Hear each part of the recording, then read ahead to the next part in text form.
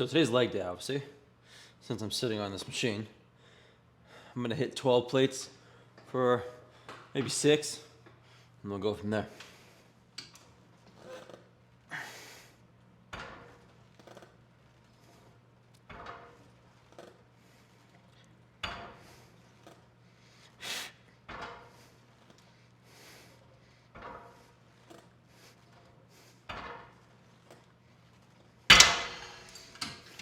When you do this exercise, keep your kneecap facing up the entire time. Don't rotate your feet out or in. Just keep it straight. Your knees will last the longest when it comes to longevity. Even if you got the exact same stimulus doing this and that, I think it's gonna mess up your knee over time. So the idea is to train for as many years as you can, pain-free. Because once you start having pain, you can't do certain exercises, and it's just not as fun. I'm gonna hit 15 plates here and then go 18 probably.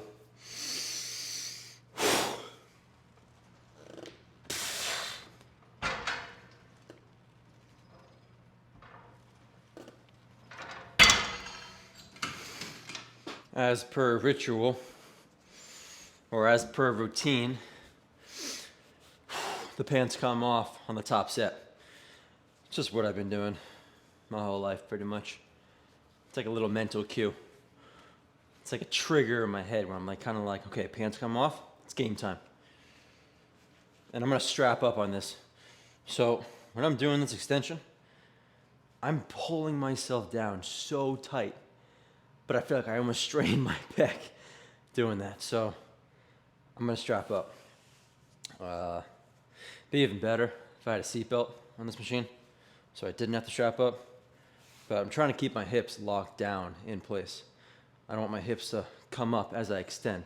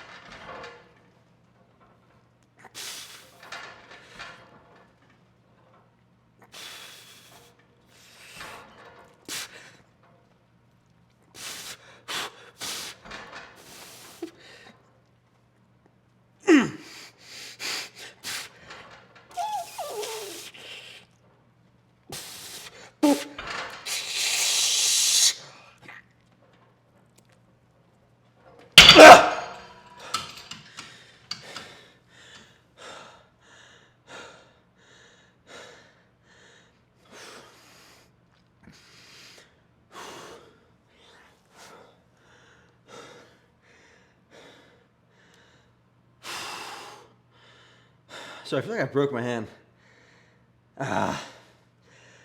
As in break, as in like, fucking shredded my hand.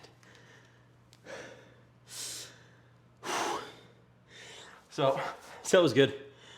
I think I did 10. So I don't know if the straps helped or not, but I feel like they did.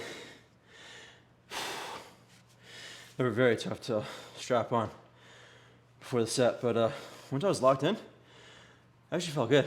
So if you haven't tried that, try it. Unless your extension at your gym has a seatbelt, it's probably even better.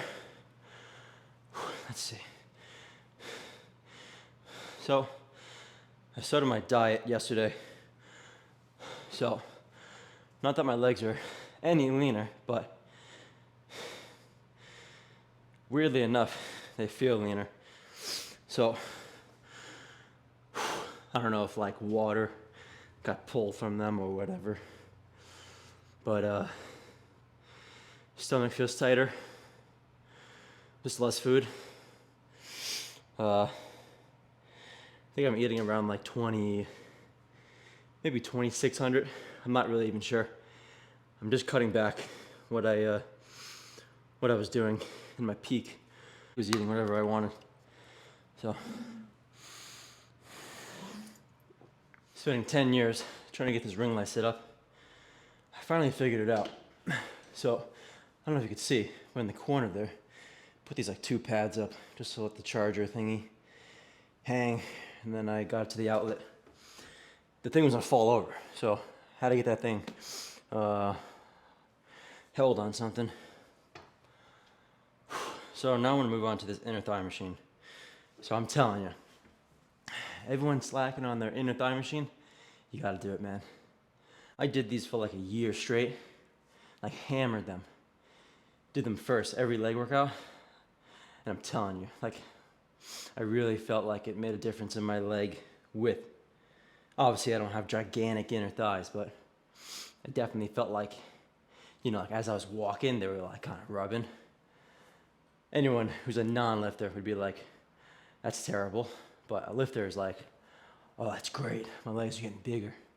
You know, if your pants don't fit, other, like non-lifters are probably like, God damn it, I gotta get new pants. But any serious lifter would say that's a good problem to have. So I'm gonna try and make my pants not fit anymore. So let's start. You should be able to barely get your legs over these pads. That's how you know it's set wide enough. If you can't get your knees over, it's probably too wide. Because then once you're done with the set, I mean, you're done. You can't even get out of this thing. You're gonna rip your groin off. Which would be terrible, because then you can't get bigger in your thighs. So, all right, let's see. Close with your hands. Get it set here for a second. Keep squeezing it, lock your hands in, then begin the set.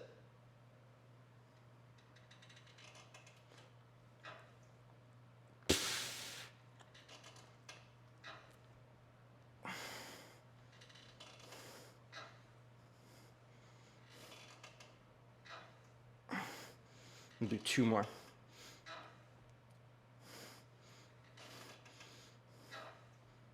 We'll do 1 more.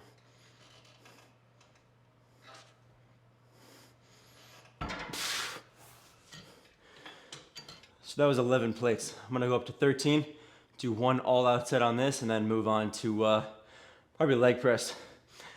I've been low-key fantasizing about the leg press the last 24 hours. I don't know why. I just kind of can imagine the tension being ran through my legs for it. So I'm gonna move on to that after I do this set here.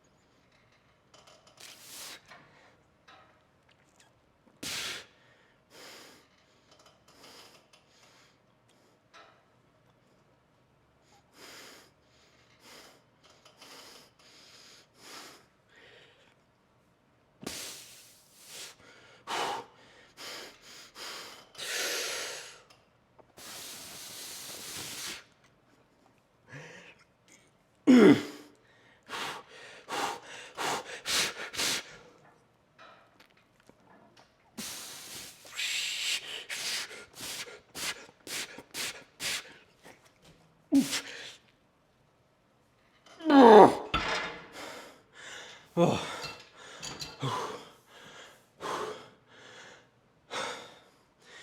So that's the all-out set there. Move on to leg press now. Let's see what it looks like here.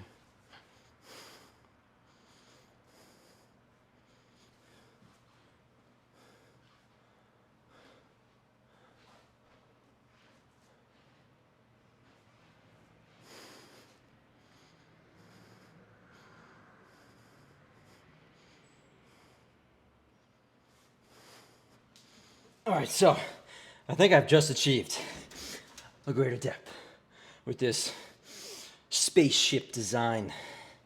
Let's see how it goes here.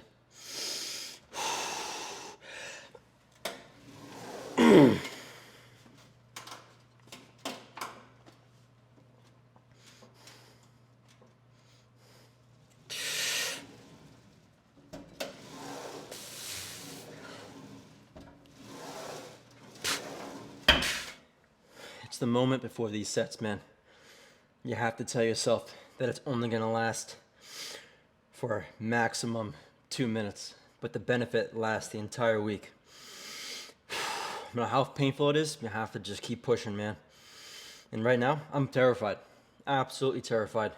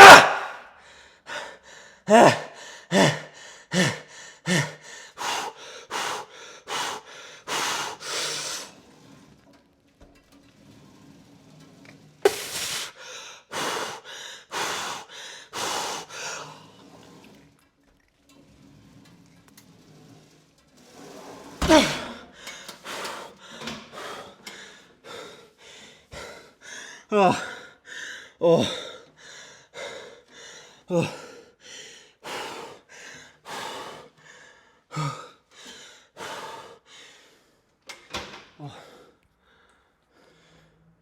When it comes to rest times between sets, it's gonna vary. So I probably rested at least 7 minutes, I would say, after this leg press. Couldn't breathe the first couple minutes. Took me a couple minutes just to get my breath. And then talk. But a leg extension, a leg curl, or an inner thigh machine, probably less rest. A big compound movement like a leg press, a squat, a stiff leg deadlift or a regular deadlift, I mean, it just annihilates you. So you need more rest on those bigger exercises. At least I do. I'll take up to 10 minutes. I'm taking that long. And you don't lose a pump, man. You don't lose a pump if you rest a little bit longer. The pump is still there. And now we're gonna move on to the hamstring curl that I've been doing. So when I put my feet up, I want my feet, my knees, and my hips to be completely in line. And just straight up. Don't go too crazy out or too crazy in. Just straight. And then lock this down as tight as you can. And then you can try and wiggle yourself back into the seat.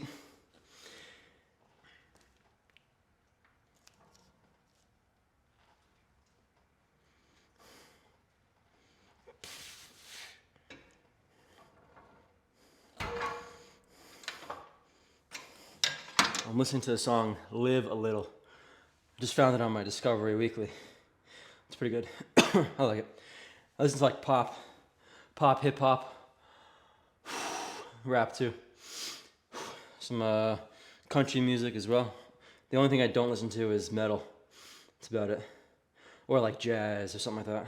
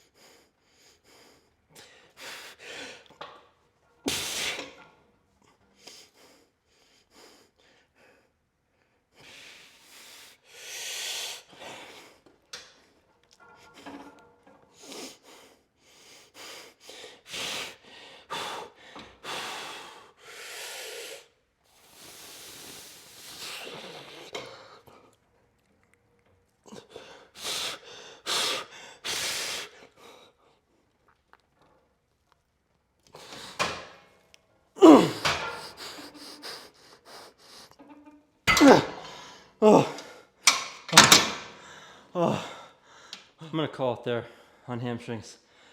I just did that one set of curls, and then I tried to get it down as far as I could, and it was pulling me up, but I was fighting it as hard as I possibly could. So that's enough to stimulate the muscle tissue. Let's just see what the quads look like. Yeah, look alright.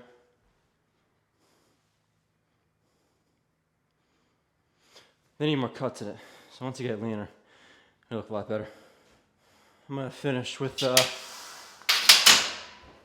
those hanging abs that I did last time. So, if you don't have these, you can probably buy them on Amazon or any other gym website. Just gonna do one set on this, as many as I can. Some partials, and then we'll do a little talk after on the couch.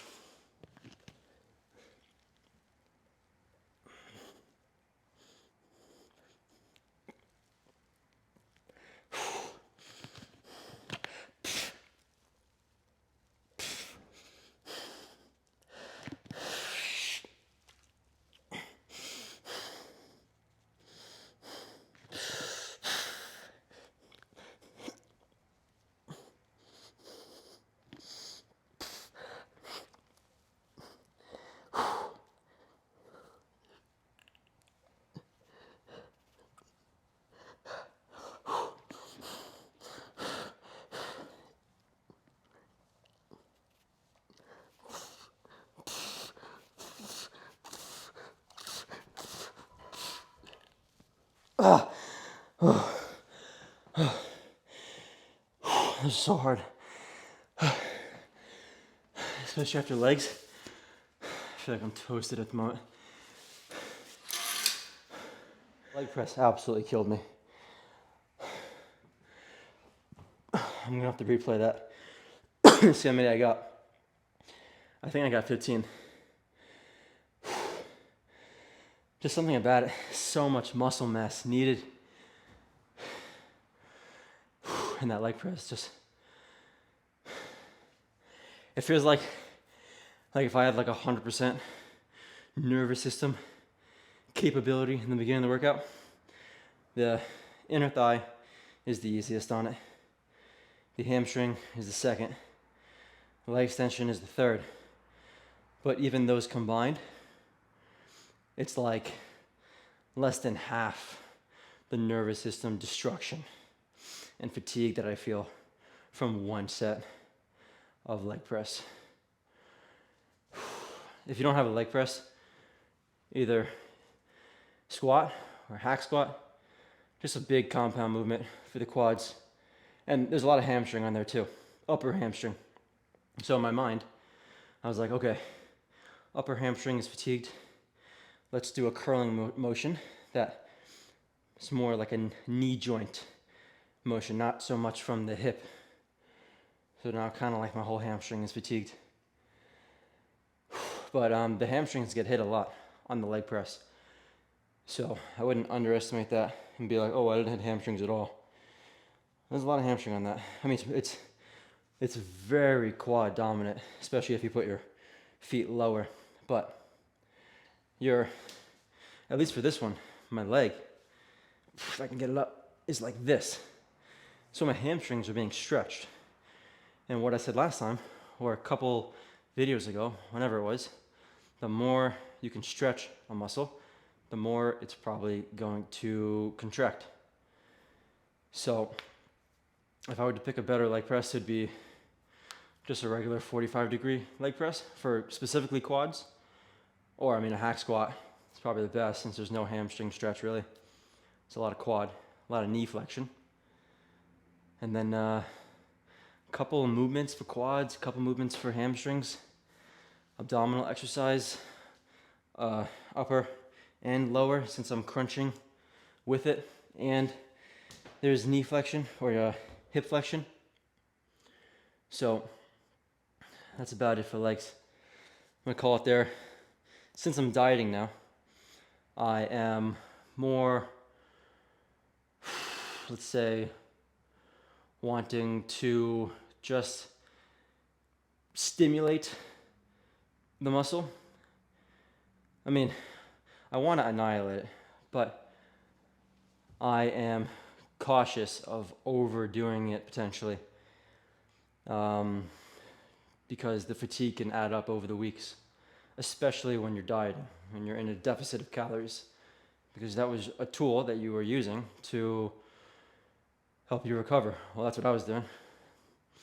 You have 3 things that could help you recover: sleep, food, and if you're taking drugs or not, PEDs, performance enhancing drugs. Those are the 3. So if you're not taking the third one, the first 2 is going to be the things that you're going to watch out for. And if you don't have one as much, then you're not going to be able to recover as much. So maybe take an extra day off, or drop a set off, drop a like a working set off, a failure set, whatever you want to call it. So I was very happy with that workout. Did what I needed to do, and it was good. So I don't know if I can post like YouTube videos with music playing in the background. That's why I've been wearing headphones. So I looked it up. I think it's on like copywriting thing, but I see other YouTube videos doing it, or YouTubers, so I don't know the rule behind that. Or if it even matters. I can just keep wearing my headphones for heavy video. It's not really a big deal for me. I think I prefer to have the music like out loud. Just kind of like enhances the vibe, you know? Or vibe, whatever. People use the word vibe so much, man. At least this generation, you know? I try not to use that word just because everybody else uses it. But anyway, what I do after the workout is I'll chill on the couch. I might do some like breathing techniques just to get my heart rate and like my parasympathetic nervous system in play. So sympathetic nervous system is fight or flight. You've got 2 nervous systems, or 2 parts of it: the sympathetic, and the parasympathetic. So during the workout, you're in extreme cortisol release, since cortisol is a hormone that breaks down. It's catabolic. You want to be anabolic every other hour besides that 1 hour of the workout. You want to be as much catabolic as possible. So sympathetic nervous system and cortisol go together. Stress also goes into those 3 things. So the more stressful you can make the workout, I think, in hypertrophy reasonings, not just smashing my head against the wall just to cause stress to my brain. I'm trying to actually cause damage to the muscle. And then, where was my train of thought? Oh, what was it? I can't say how many times this happens. The parasympathetic nervous system is rest and digest. So after your workout, you want to get back into that state as fast as possible. So that's about it. Like 172. I'm around like 170 pounds.